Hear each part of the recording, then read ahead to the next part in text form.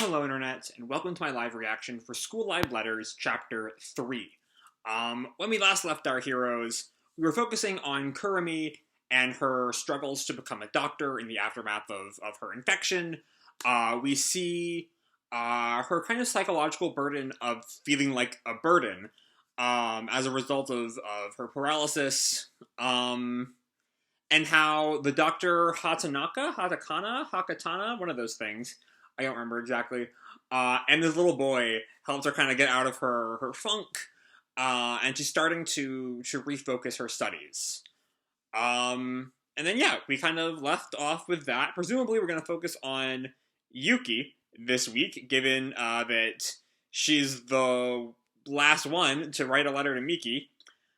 So yeah, let's jump right on in. We have a cover here of all four girls in their present situation. We see Yuri at the reconstruction.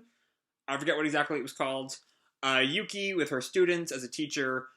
Miki, who I think is traveling, see how the world is recovering, if I recall correctly. It's been a while since I read the last chapter of the main series.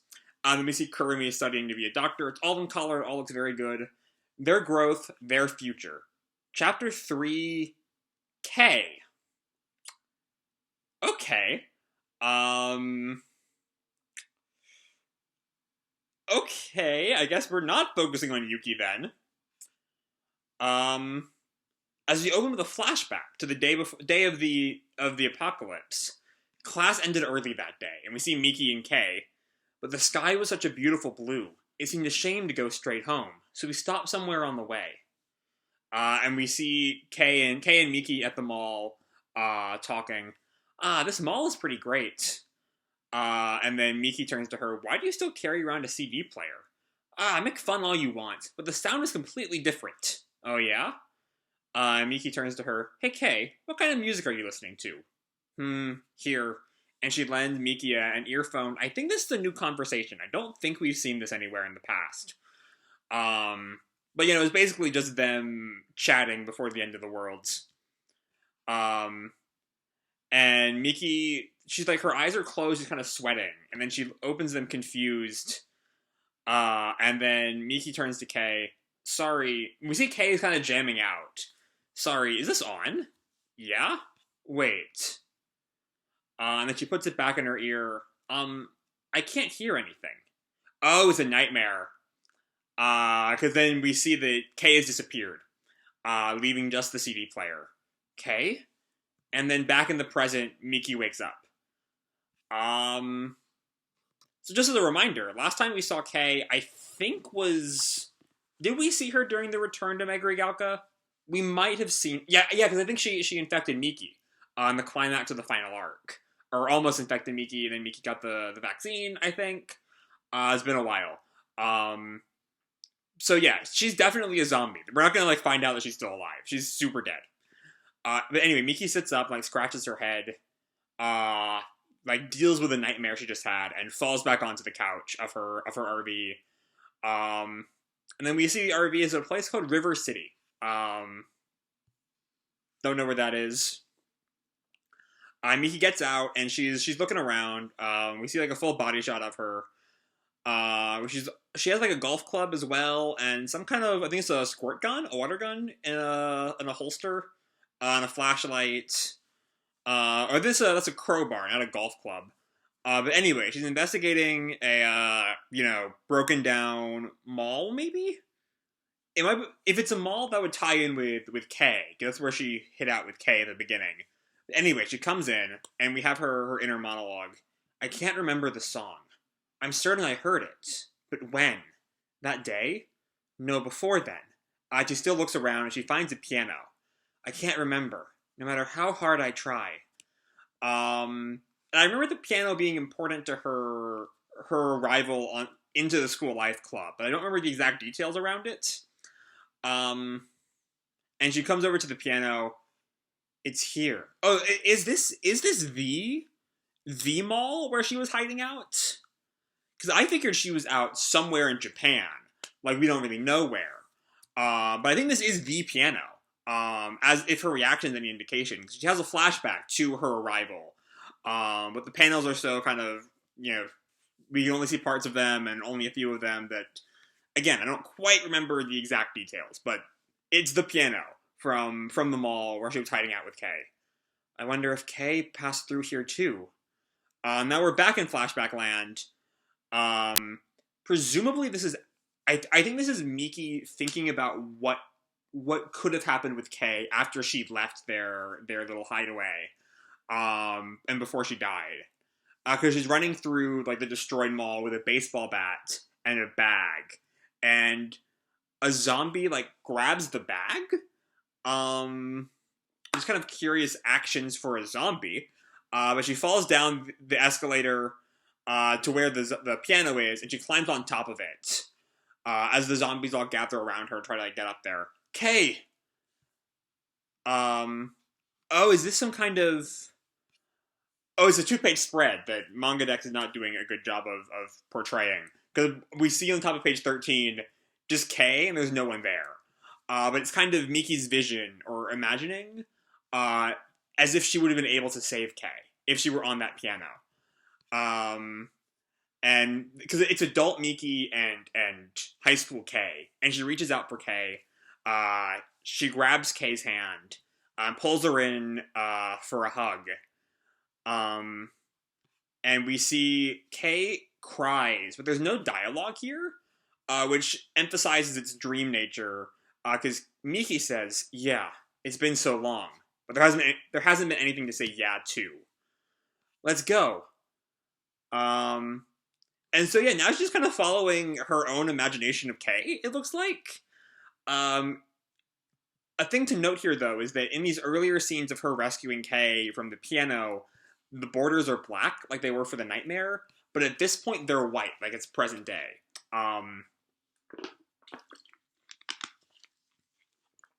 But I mean, there's no series that loves Ghost Girls as much as School Live does, so... Anyway, they're somewhere on the first floor, like a record store, and Miki's looking around.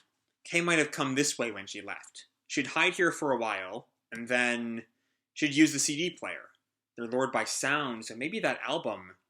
And Ghost Kay kind of looks at her questioningly. Oh no, should we look upstairs? Now they're on the third floor, and Kay is interacting.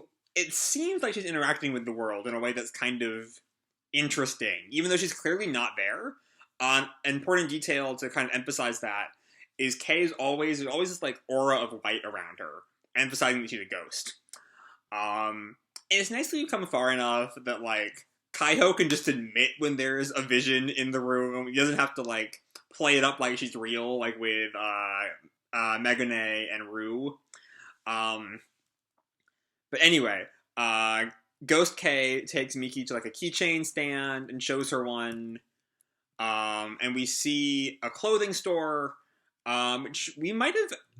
I remember there was a clothing store section in this part in the anime, or in the mall section of the anime. I don't remember if it was in the manga. Might be the same clothing store. But we see Miki looking at socks. And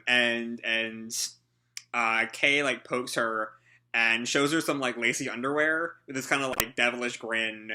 And Miki just like, absolutely not. As she's I thought that might have been like some money, but she's holding like socks. And then they're now in like a shoe section or a shoe store, not sure. Miki's trying on boots, thinking of Kurumi while she does it, and we see the boots fit. And then they continue walking through the store. Oh, and Ghost Kay, which is just Miki herself, points out an outfit on a mannequin. I think it's a dress. And I guess Miki takes it off the mannequin, which, I mean, who's gonna care at this point? There's no one in the mall. And goes to a dressing room. And then she puts it on, and yeah, it is this kind of like not hyper feminine, but like feminine dress that's really far outside of Miki's normal outfit choices. A stark cry from like the hoodie she's wearing when she comes in. But then she changes back into her old clothes, and sits on the bench with Ghost Kay. And Kay looks at her, and Miki just shakes her head. No, it's nothing. And then Miki thinks, I've been having this dream. ever since that day. A dream I can't wake up from. Maybe someday. Once I'm able to open my eyes, then... Wait, is this all a dream? Or is she talking about the dream from the beginning of the chapter? Like, is Miki actually here? Or is she dreaming about this? I don't know. I think she's here, but I don't know what she's doing here. Beyond just, like, reminiscing about Kay. She might just be doing that. Which kind of goes back to the fact that I don't remember exactly what Miki is doing in the aftermath of the original series. Like, I thought she's just looking around for, like, other traces of society. But that's not what's going on right here. She's back in Meguri Galka. Which might be what River City translates to. Because I think Galka... I think there are lots of cities that end in Galka, if I'm not mistaken. That might just mean city. And maybe Meguri means river? I don't know. I'm not Japanese. I don't speak Japanese. I don't pretend to speak Japanese. But I'm just kind of postulating here. Anyway, moving on. Maybe someday. Once I'm able to open my eyes, then. And she, like, grabs Ghost K by the hand, like, holding hands. Now we're on the 5th floor. Is this the room? Because there's a sign here that says Miki, and we just see the letter K room. That's probably maybe where they were hiding? Oh, right, because in the manga, in the anime, they have their own little, like, private cubbyhole, their private, like, room in, like, the top floor. But in the manga, there was, like, a small society of survivors for a little while. They might have gone to that room in the end eventually, but for a while, they were with some people. I'd forgotten about that. Anyway, we see there's, like, tarp, between a bunch of maybe, like, shelf-looking things that I guess they were using for bedrooms. And Miki pulls open the tarp that she used here. They sit on the bed that they shared. I'm sorry. I forgot the song. But, Kay pokes her and just smiles. No, I'm fine. But I thought, just a bit, that I might be the last person left who knows you. Oh, yeah, I guess, like, if most of the student body and probably Kay's parents are all zombies, it might just be Miki who knows her, and that would definitely weigh on her in a heavy way. That means, if I were to forget, then who would remember you?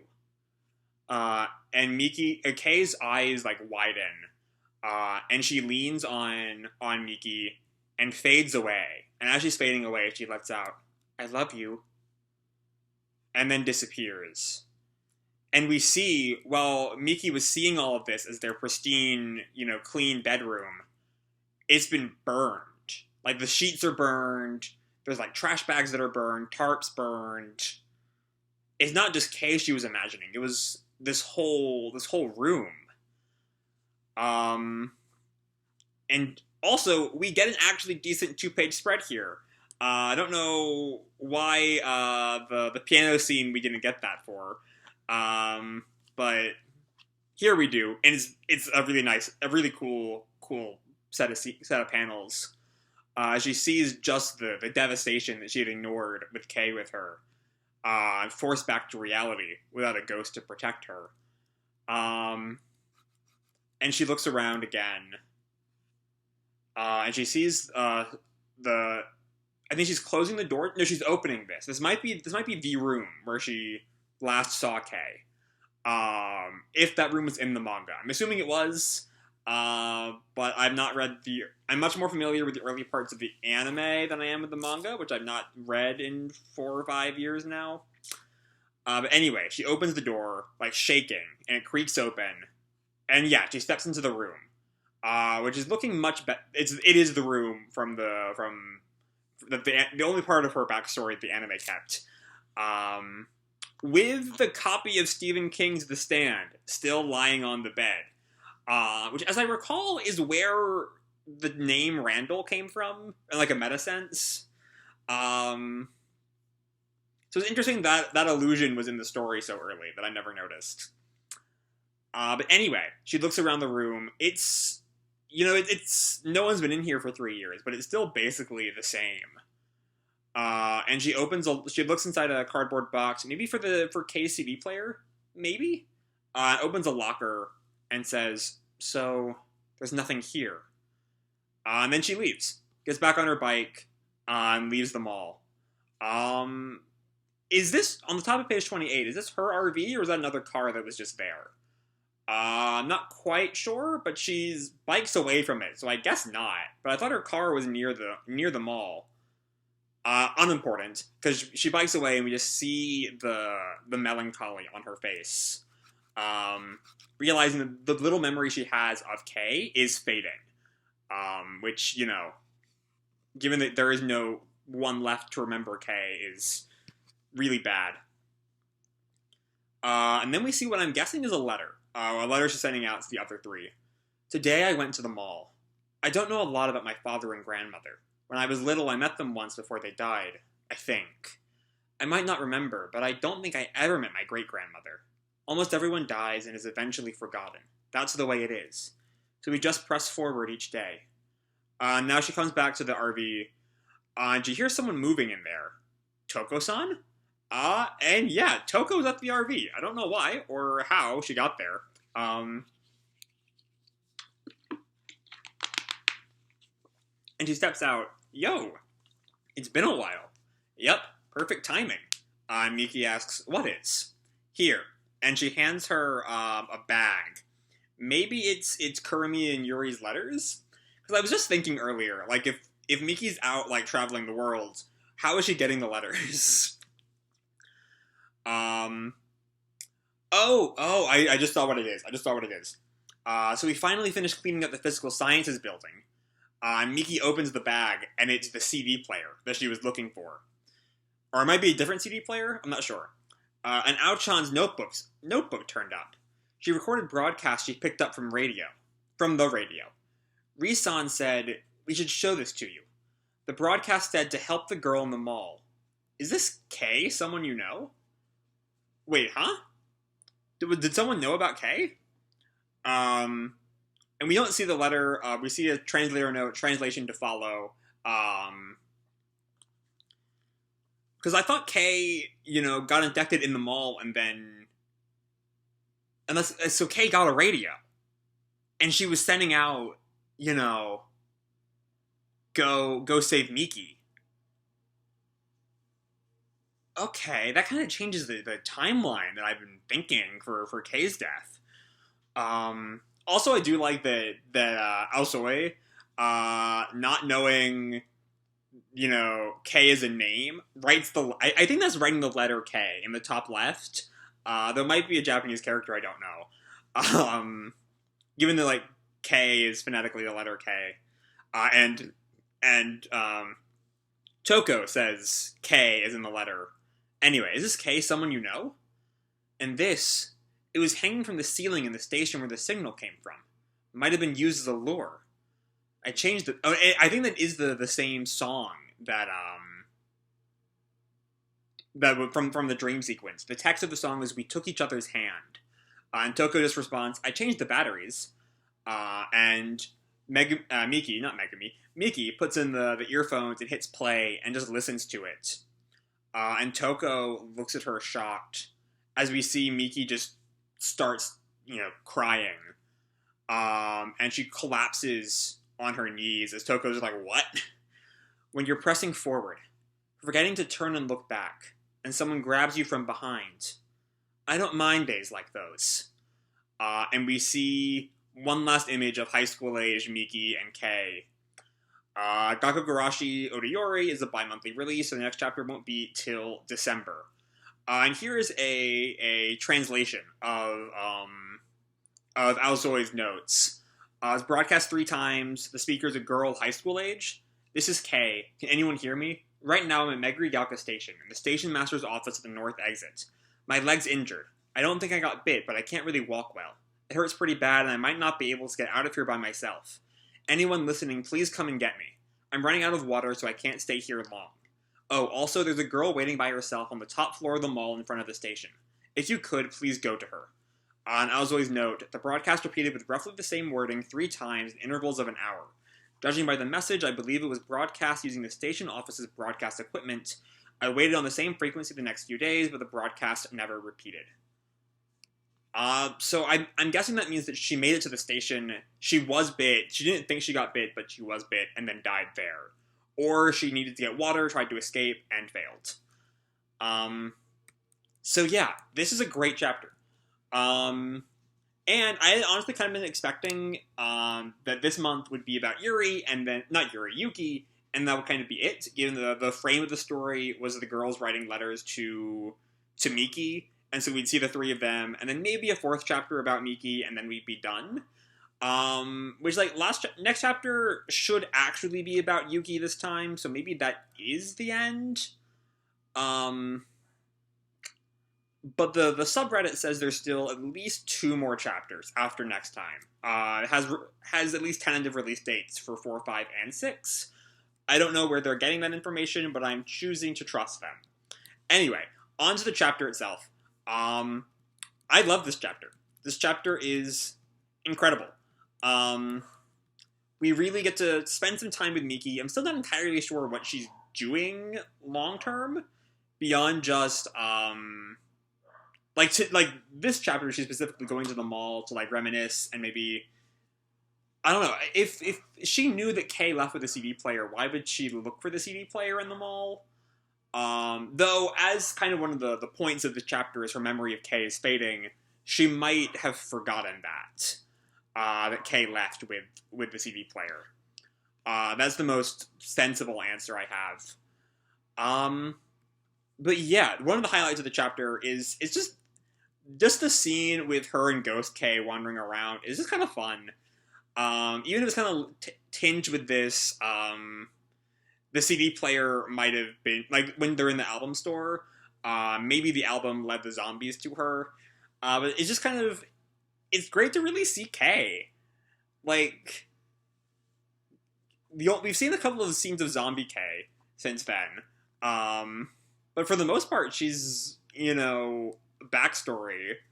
And we see at the very least Miki's idea of Kay. Kay doesn't really talk a whole lot, so it's hard to really get much of a personality from her ghost scenes. But, they come across like friends, kind of teasing each other, kind of just having a good time. And I do like, after Miki lets out this confession, I might be the last person left who knows you. And if I forget, who would remember you? And then Kay just gives her that comforting "I love you," and that's kind of all she can do. And I'm not going to read into that as romantic. I think if you want to, you can, but I don't really think Kay is characterized enough to really give an answer to that. And then, but yeah, after that, Miki kind of has to face reality in this room. And it's just good. It's just a good moment all around. Then we get Touko showing up, and we get the letter and that great, cry fest with Touko, with the memory of Kay. And then yeah, that's kind of it for this chapter. It's a great read. It's really emotional. It's School Live at its best. It's definitely the best chapter of Letters so far, and it makes me excited to see where we're going next. So that's all I have to say for this video. Hope you all enjoyed the chapter and the video itself. If you did, feel free to drop me a like or subscribe, or, do whatever makes you happy, And remember, your life is your own, okay? Bye!